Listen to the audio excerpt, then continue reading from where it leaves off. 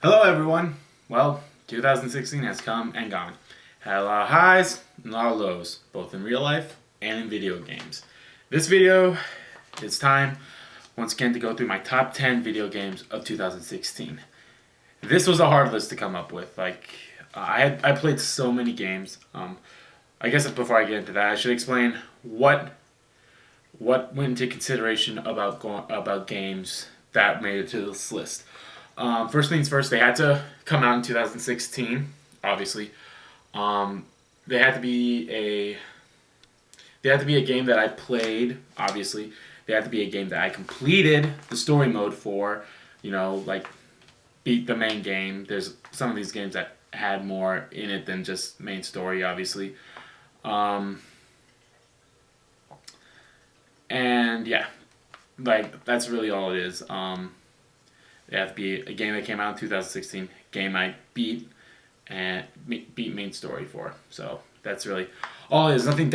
Nothing too um, gratuitous. Not that's not really the right word, but yeah. But this was a hard list to come up with just 10. I played so many games this year. It was really hard to come up with 10 to like narrow it down to the 10. And then the harder part came up when I had to put numbers next to them. I had to be like, all right, what was number 10? What was 9, 8, 7, 6, 5, 4, 3, 2, 1? What were those? So this was a really hard list compared to my list I had last year, which I think 2016 blew 2015 out of the water tremendously. We had so many games come out, so many sequels, so many new IPs as well. That was really good, and I'm just yeah, so without further ado, here is my top 10 for games of 2016. Number 10, Ratchet and Clank 2016. Now, this game was a lot of fun to play. It is a reimagining and it's sort of a reboot slash reimagining slash retelling of the first Ratchet and Clank game that came back on the original PS2 way back when. Um, there's a lot of similarities between the two, but there's also a lot of differences as well. And it's a nice retelling of the Ratchet and Clank story, how Ratchet and Clank, and the movie that tied into it too was nice too. I mean, I watched the movie; it was good too.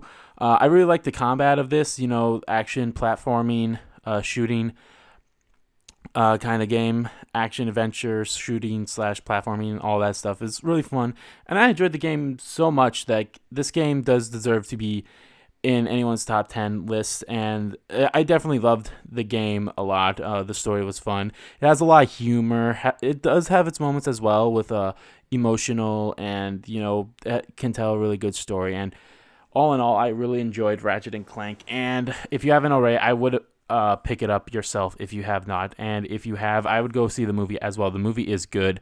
So I hope you enjoyed the movie as well. And I hope if you played the game, you enjoyed it as well. If not, I did do a Let's Play of it too. You can find that on my other channel. That'll be in the description below. Number 9, Shin Megami Tensei 4 Apocalypse. Now, this game is kind of a pseudo sequel to Shin Megami Tensei 4, originally for the 3DS, and this game's for the 3DS as well. It kind of tells the story of someone different. You don't follow the story of the Samurai Flynn. You follow the story of the hunter Nanashi, who kind of just starts off being a hunter. Circumstances happen and you die in your first real battle. You die, but then you get resurrected by one of the gods of death, Dagda, and then you serve as his god slayer in order to defeat the gods Lucifer and Merkaba. In order to, bring about prevent the apocalypse, and the tyranny of the old gods and bring about peace. At least that's what you want to do. Dagna wants to create his own universe where he rules. But this game does have the choices. It does have its choices like any Shin Megami Tensei game.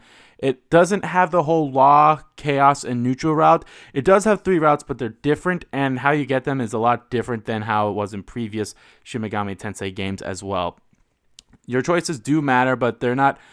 There's no invisible counter for how close you are with law, how close you are with chaos, and if you are in like the neutral zone, that's where you would end up. It's more so your party and how you choose. Close to the end, there will be a decision where you either have to fight someone or fight this other person.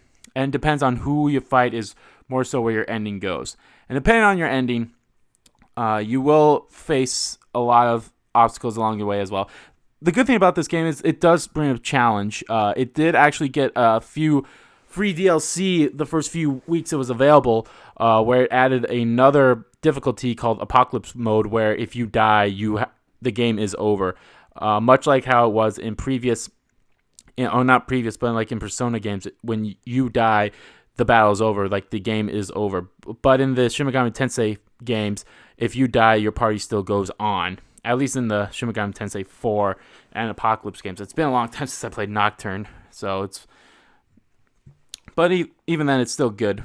Yeah, this game was fun. I did have a lot of difficulty with it as well, with the combat, and as well as demon negotiations. They're back in as well, where that's how you get your demons, is you have to negotiate with them in order to join your party, and then you have to give them items or maca, or let them hurt you or take your spirits.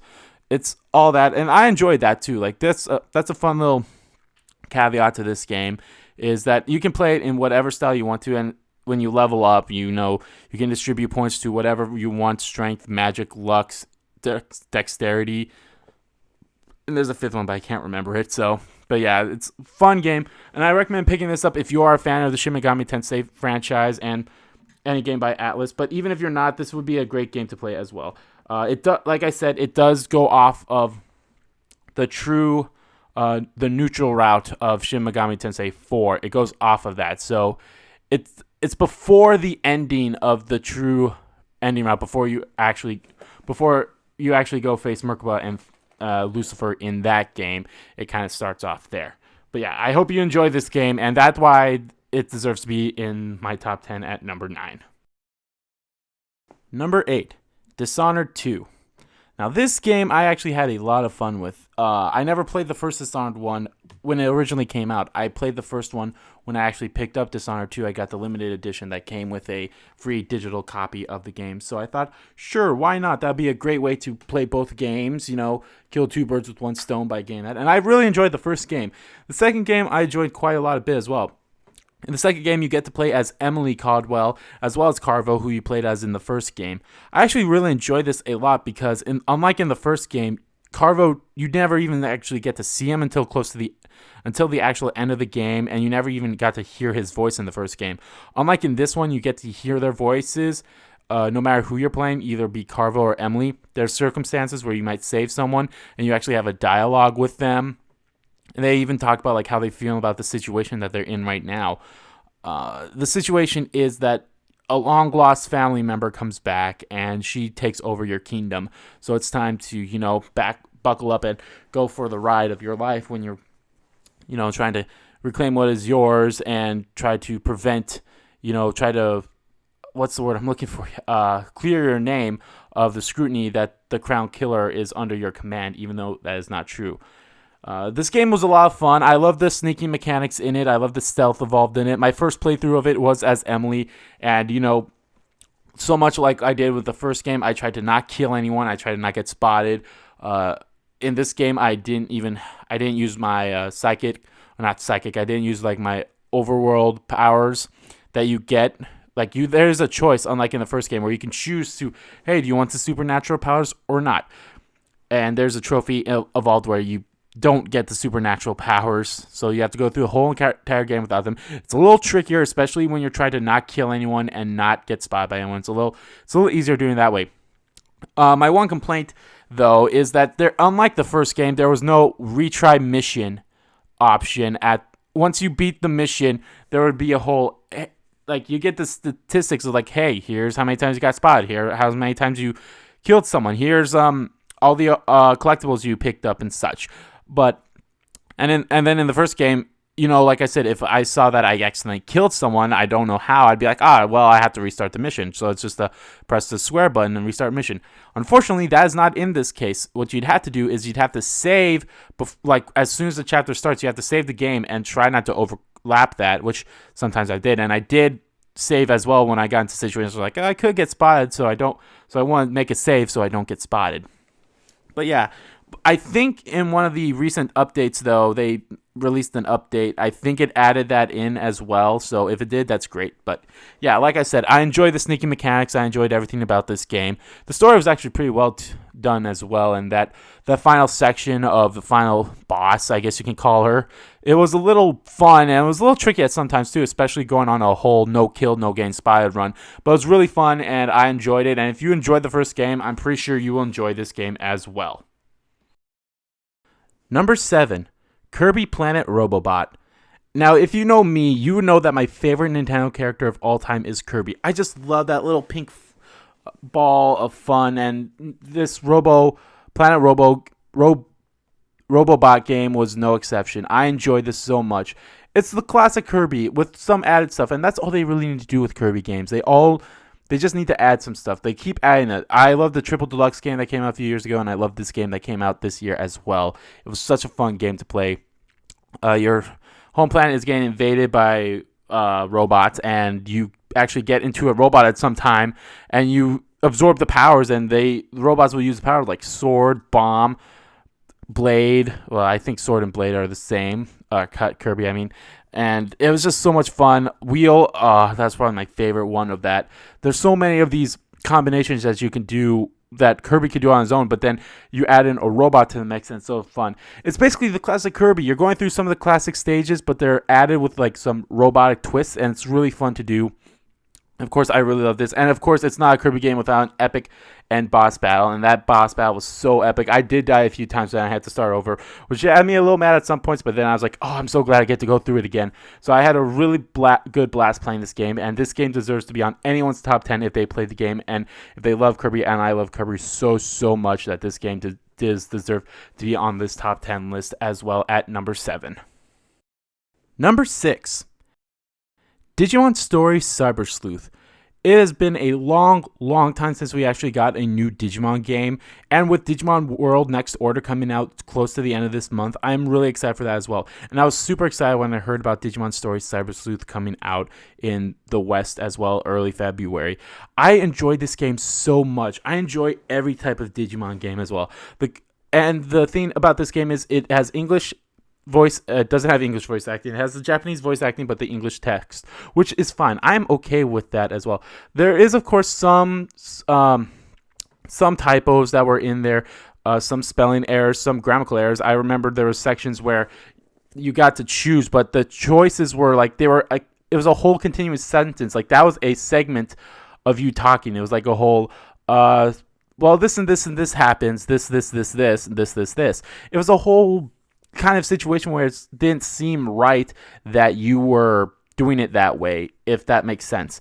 It didn't really give a choice. It was a whole, hey, here's a statement, but you get the choice of but like gives the illusion of a choice, even though it wasn't really a choice. It was just a weird concept like that, but of course it brings back the whole fashion 3-on-3 Digimon battles that they had in the past games, as well as like Digimon Dusk and Digimon Dawn as well. I really enjoyed that so much. I enjoyed that battling, and like I said, I'm really looking forward to Digimon World Next Order in a few weeks here. But Digimon Story Cyber Sleuth, I enjoyed it so much.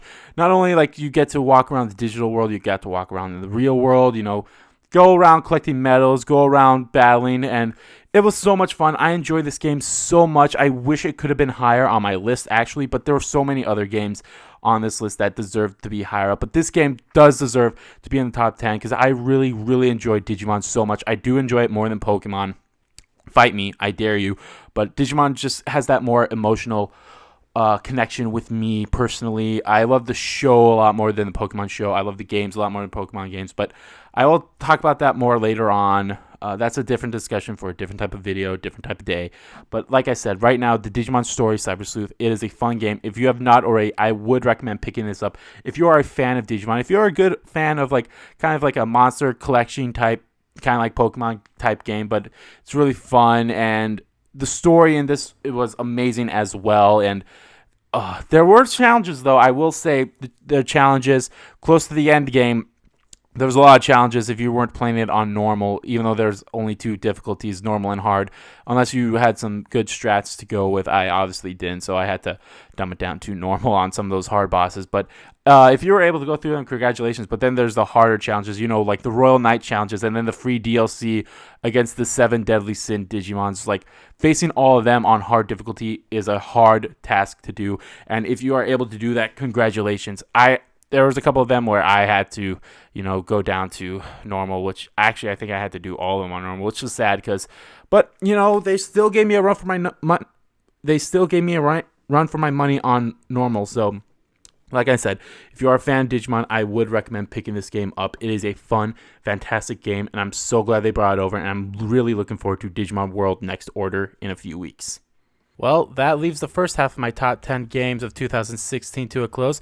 If you liked the video, please give that like button a click and consider hitting that subscribe button so you know when the next part comes up very shortly, as well as you can keep up with all the other stuff that I do on this channel as well. The second part of my top 10 games of 2016 should be coming up very shortly.